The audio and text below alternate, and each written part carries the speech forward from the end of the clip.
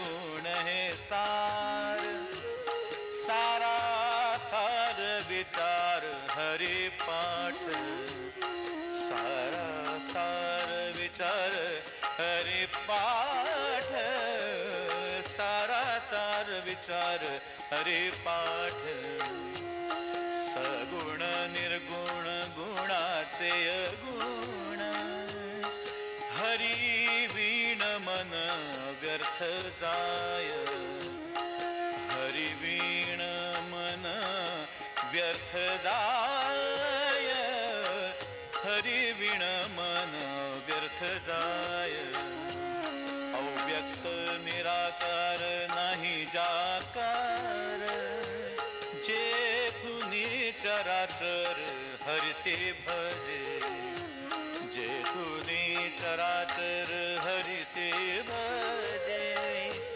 जेथुनी चराचर हरिसे भजे, ज्ञान देवा ध्यानी राम कृष्ण मनी, ज्ञान देवा ध्यानी राम कृष्ण मनी, ज्ञान देवा ध्यानी राम कृष्ण मनी, अनंत जन्मोनी पुण्य होय, अनंत जन्मोनी पुण्य होय, अनंत जन्मोनी पुण्य होय.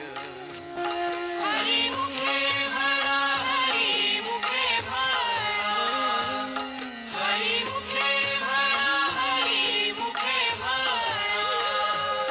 हरी मुखे म्हणा, हरी मुखे म्हणा, पुण्याची गणना कोण करी, पुण्याची गणना कोण करी, पुण्याची गणना. या अभंगात श्री ज्ञानदेव पहिल्या चरणात सांगतात की त्रिगुणात्मक जगत जे आपल्याला आपल्या इंद्रियांमार्फत अनुभवायला मिळतं ते अशाश्वत आणि असार आहे. त्रिगुणांच्या पलीकडे असलेलं निर्गुण निराकार परब्रह्म तेच शाश्वत व संपूर्ण सत्य व सर्वांचं सार आहे. ह्या शाश्वत आणि अशाश्वत गोष्टींना नीट समजून घेण्यासाठी लागणारा विचार हा या हरिपाठाच्या चिंतनातून येऊ शकतो. सत्यशोधनाबाबतचा सारासार विचार म्हणजेच हा हरिपाठ आहे. पुढच्या चरणात ज्ञानेश्वर महाराज सांगतात की जे व्यक्त गुणधर्मासहित साकार आहे ते सगुण, जे बाह्य गुणधर्म विरहित निराकार आहे ते निर्गुण. असं असलं तरी हरियुक्त सगुण आणि अव्यक्त निरुक्त यात फार फरक नाही, कारण हरीची व्याप्ती या दृष्टीने दोहीतही समानत्वे करून आणि पूर्णत्वाने आहे. म्हणूनच हरिरूप असणाऱ्या कोणत्याही सगुण वस्तूस निर्गुण असे निश्चयाने म्हणण्यास काहीही हरकत असू नये, असा या दुसऱ्या चरणाचा अर्थ होतो. श्री ज्ञानेश्वर महाराज तिसऱ्या चरणात म्हणतात की श्रीहरीच्या ठिकाणी आकार अगर दुसरी कोणतीही उपाधी नसल्यामुळे त्याच्या स्वरूपाचं ज्ञान नेत्राधिक जड इंद्रियास होणं शक्य नाही. ह्यासाठी श्रीहरी रूपाची केवळ देह म्हणून मीमांसा करीत न बसता त्या निराकार हरीचं चिंतन करण्यातच खरी उपासना आहे. यासाठीच संपूर्ण चराचर या श्रीहरीची जो दोन्ही सगुण आणि निर्गुण स्वरूपात म्हणजेच जड आणि चैतन्यमय अवस्थेत सर्वत्र अस्तित्वात आहे त्याची उपासना करण्यामध्ये, भजन करण्यामध्ये साधकाने लीन होऊन जावं, असा तिसऱ्या चरणाचा अर्थ आहे.